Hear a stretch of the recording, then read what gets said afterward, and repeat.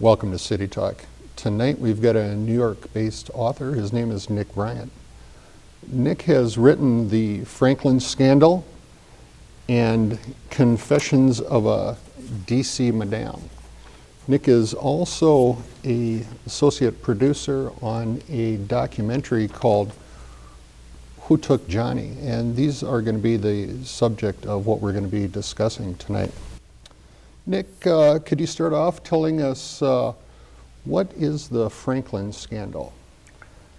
The Franklin Scandal is a very dark story that I investigated for 7 years. It's about an interstate pedophile network that flew children from coast to coast and pandered them to the rich and powerful. And they also deployed blackmail.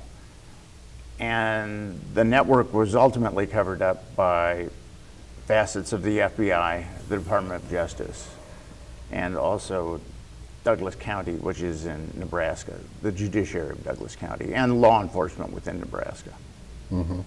So it's a pretty heinous story. Mm-hmm. How did you find out about the Franklin Scandal? Well, I was researching an article for a magazine, and I came across this U.S. Customs report.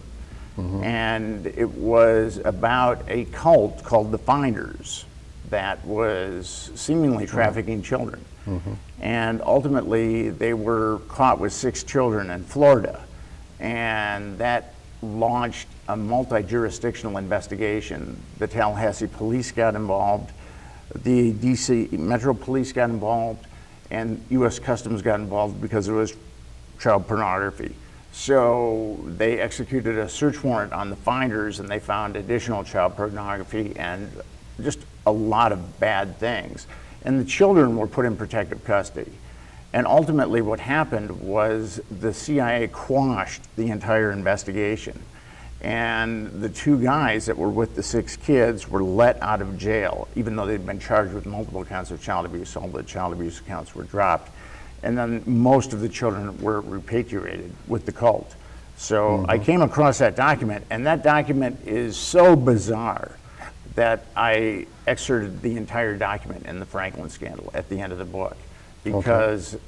I really, and basically the Franklin Scandal is my 7-year quest to understand why the CIA would quash an investigation into a cult that was abusing children. What is the answer to that question? Why would the CIA quash that? Is there an answer to that yet? The answer is in the Franklin Scandal. Who is Lawrence King and Craig Spence? Could you tell us about them? Lawrence C. King was from Omaha, Nebraska, and mm-hmm. he was one of the pedophilic pimps that operated mm-hmm. this nationwide pedophile network. King was a native of Omaha, Nebraska, and he was responsible for flying children from coast to coast. And he plundered various institutions like Boys Town. He got kids out of the foster care system. Mm-hmm. And Craig Spence was located in Washington, D.C., and he had a house in a very upscale part of Washington, D.C., where he threw all kinds of fancy parties. But that house was wired for audiovisual blackmail. Mm-hmm. So a lot of the sex parties that occurred in that house, whoever was taking part, and a lot of the Washington elite ended up in that house. Senators, mm-hmm. congressmen, people in the administration, people that were high-flying businessmen. A lot of people went into that house. And if you did something illicit in that house, you would be susceptible to blackmail. Which is where the CIA came in. Craig Spence was a CIA asset, and according to Craig Spence, it was the CIA that installed the cameras, the blackmail cameras, in his home. Mm-hmm. How did this network acquire children? Well, predators are very good at preying on children. Mm-hmm. They acquired children through, as I said earlier, Boys Town. There was another orphanage that they plundered. There was foster care homes that also provided them with children. I think that someone was in the social services in Nebraska was very corrupt and was sliding children to these various houses that were providing King with children. And then there was also kids that just kind of fell through the cracks. And Lawrence C. King would pay children to scavenge other children for him to be part of that network. How was this network exposed after law enforcement had ignored it for so long? Law enforcement ignored this network for many years. And actually, the Foster Care Review Board of Nebraska, which oversees foster care placement and whether or not the foster care system is working, found out about this. A girl named Alicia Washington came forward, and she said that she'd been flown to Chicago and also to New York and to be at pedophilic parties. And she said Boys Town kids were there. And she gave a very lengthy report to a Boys Town youth worker. And everyone believed her, but that investigation was quashed. And finally, that report made it to the Foster Care Review Board of Nebraska, and they went to the Omaha Police Department, and they also went to the U.S. Attorney's Office, and they were just simply ignored. They kept trying to put the pressure on law enforcement, both state and federal law enforcement, but they were simply ignored. It ultimately came to the attention of the Nebraska State Senate. Explain how that happened. What happened was Lawrence C. King, in addition to operating an interstate pedophile network, was also plundering a credit union, the Franklin Credit Union. That's how the story gets its name, from the Franklin Credit Union. Scandal. So he was plundering this credit union, and the credit union came up $40 million short. So, but it's interesting, auditors had tried to audit it.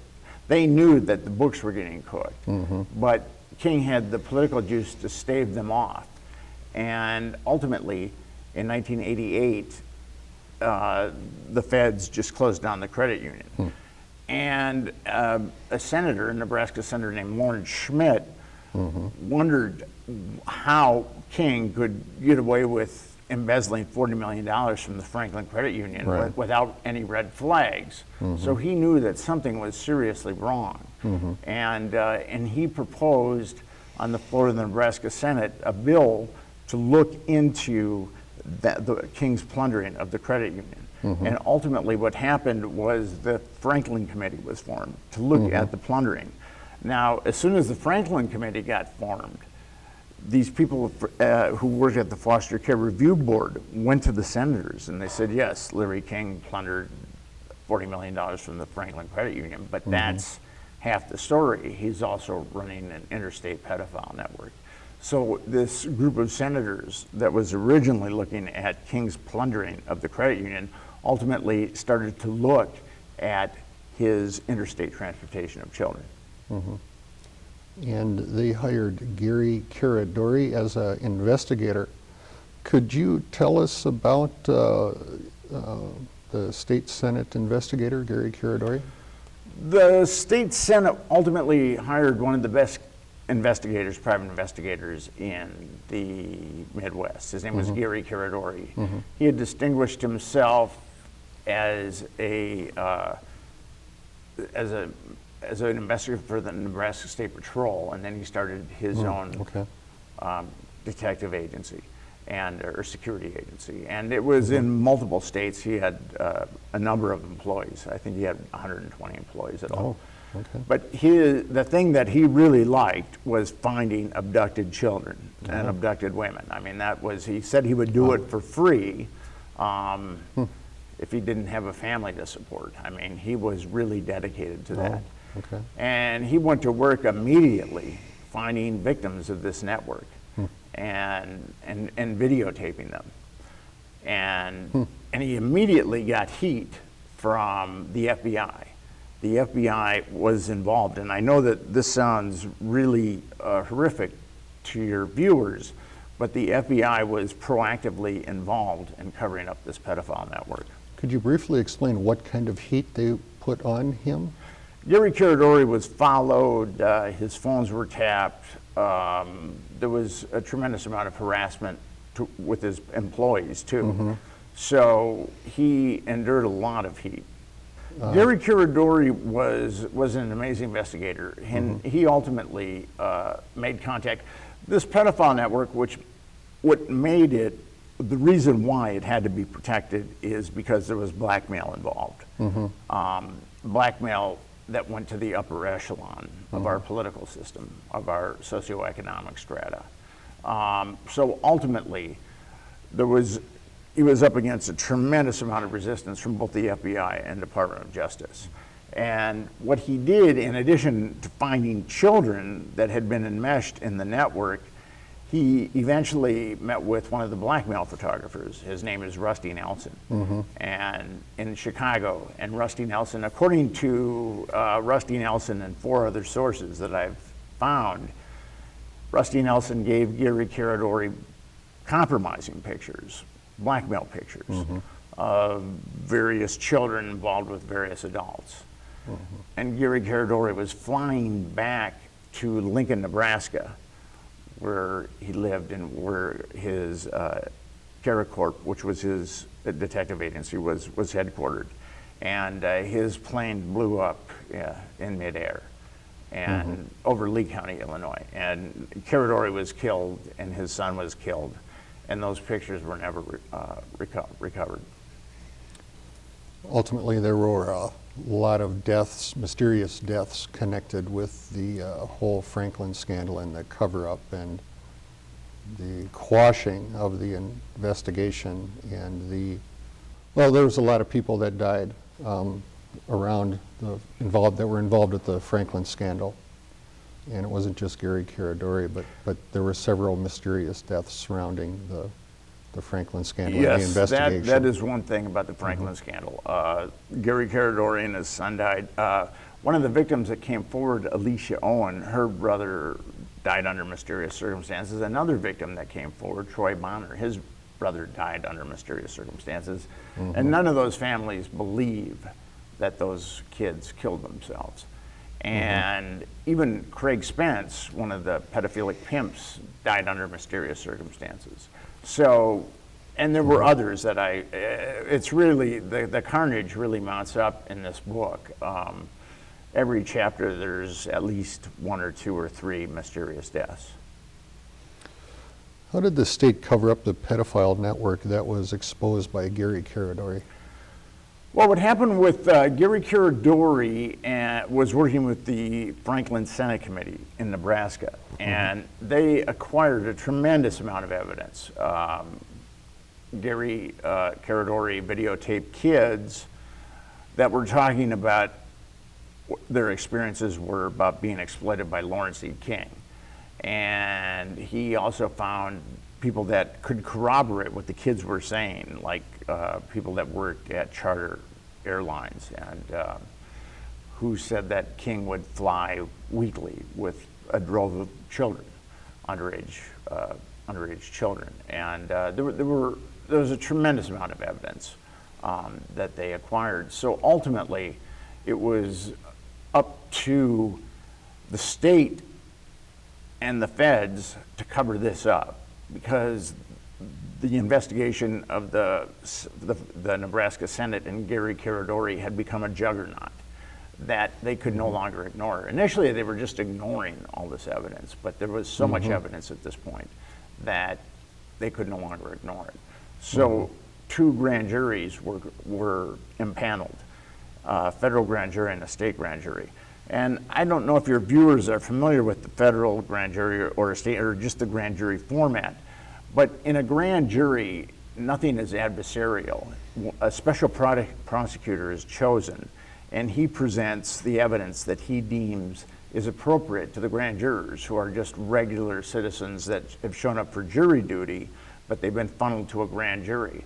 So it's very easy for the special prosecutor of a grand jury to sway the opinions of the grand jurors. There's a famous quip by a New York judge that said, a special prosecutor has so much power over grand jurors that he could get them to indict a ham sandwich. And in this situation, these two grand juries, which were very long and protracted affairs. What ultimately happened was all the perpetrators were exonerated, and the children that wouldn't recant their abuse were indicted on perjury. That's how corrupt this grand jury was. And I acquired the sealed testimony of one of the grand juries, which is illegal for me to have. And I published excerpts of it in the Franklin scandal, which was illegal for me to do. I could have been arrested any day after that book came out, but I felt that it was such an egregious miscarriage of justice that I decided to publish it and show people just how corrupt this grand jury was. Well, you yourself came under quite a bit of heat scrutiny for publishing the Franklin scandal yourself, as I recall. Well, I had one death threat, one overt death threat, and also there was a lot of harassment. When I was in Nebraska, my car was ripped apart once. I was pulled over by Nebraska State Patrol investigators, and the Nebraska State Patrol was integral in covering this up. And they pulled my car over and ripped it apart, and I was going 7 miles over the speed limit. And I guess that was an infraction that they couldn't that necessitated me being put in a squad car and ripping my car apart. I've received some very, very strange phone calls over the years too. Right. Well, I hope that's all passed now. There was a girl that was 21 years old who came forward to testify. What happened to her? Alicia Owen is an amazing story. She had been abused in this network as an adolescent, flown around, and actually the chief of police had abused her repeatedly. And most of the kids, when the FBI came after most of these kids, they just collapsed like a house of cards.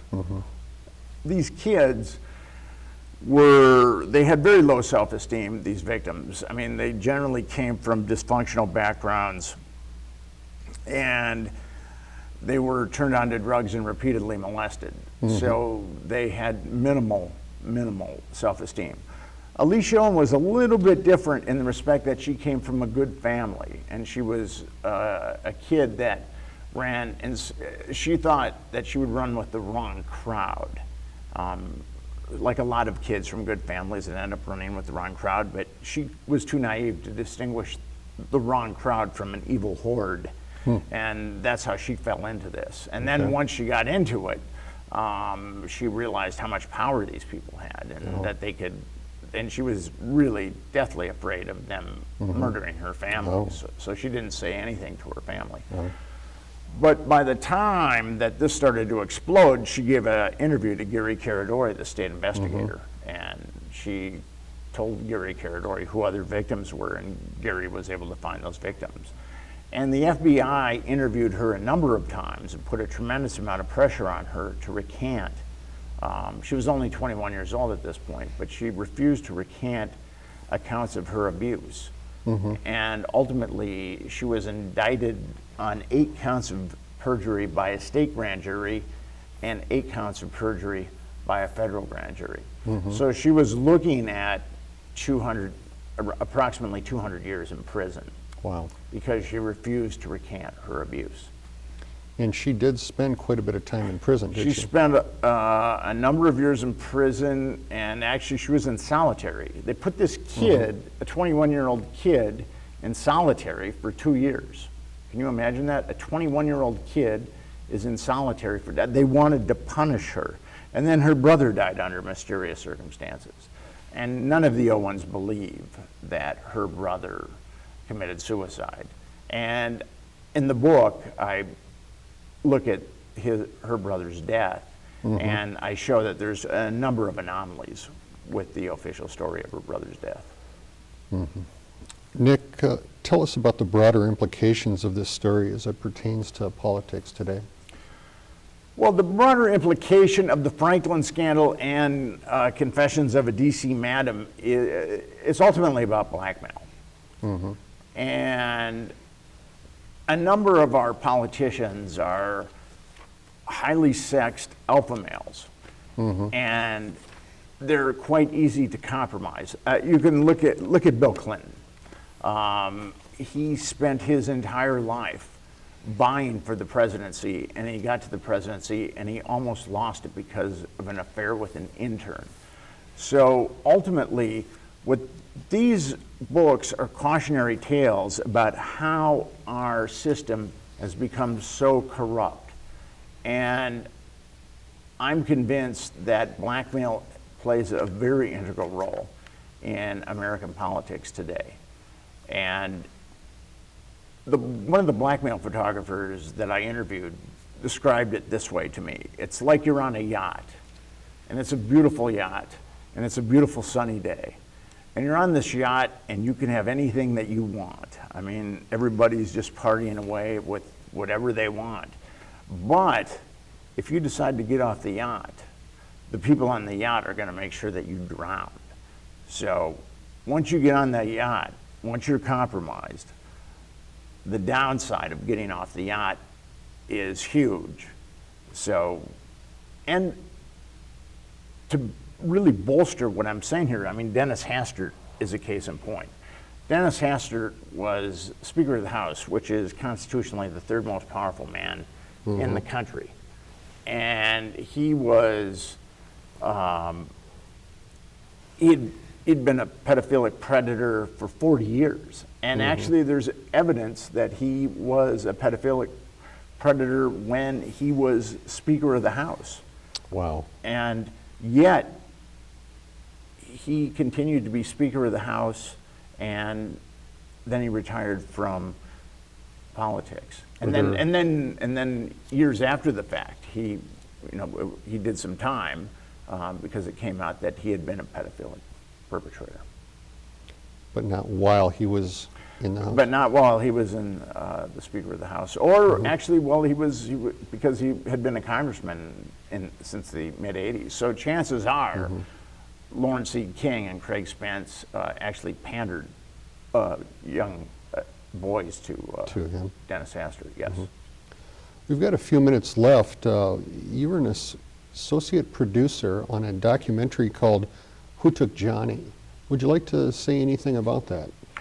Who Took Johnny is about a paper boy, a West Des Moines paper boy that was abducted in 1982. And according to the sources that I had when I was investigating the story, the network that I wrote about in the Franklin scandal played an integral role in his abduction. And one of the victims of Lawrence C. King, Paul Benassi, came forward and said that he had helped to abduct Johnny Gosch. It's amazing, yeah. I saw that on the interview. That also is available on Netflix. Yes. Who Took Johnny is available on Netflix. I think it was 9 years later when he came and admitted that, and Noreen Gosch, Johnny's mother, went to prison and spoke with Johnny. Yeah, she went to that. the Lincoln Correctional Facility and spoke with Paul Benassi. And America's Most Wanted ran a number of segments on the Johnny Gosch abduction. And ultimately, Paul Benassi led them to a place in Colorado, a house in Colorado. He said that before they got there, he said that they kept the kids in the basement, in a chamber in the basement. And he led America's Most Wanted to this farmhouse. And there was, in Colorado, and in fact, there was a chamber in the basement. Right. And the kids' initials had been carved on the walls of the basement. So he was right on there. Benassi was one of the finders then, or worked for the finders? No, the finders this isn't affiliated with the finders at all. The finders is just the U.S. Customs report that got me into this, I see. going down this dark rabbit hole. The house in Colorado was owned by somebody called the Colonel. Was that person ever found or prosecuted or anything? Or Actually, the Colonel did come up. The house in Colorado was owned by a prison guard, and America's Most Wanted tried assiduously to find him, but they were unable to. So at this point, he just evaporated into the ethers, so we haven't been able to find the proprietor of that house. That's amazing. I wonder if somebody made him evaporate just to... It's in this story, it's entirely possible. All right, yep.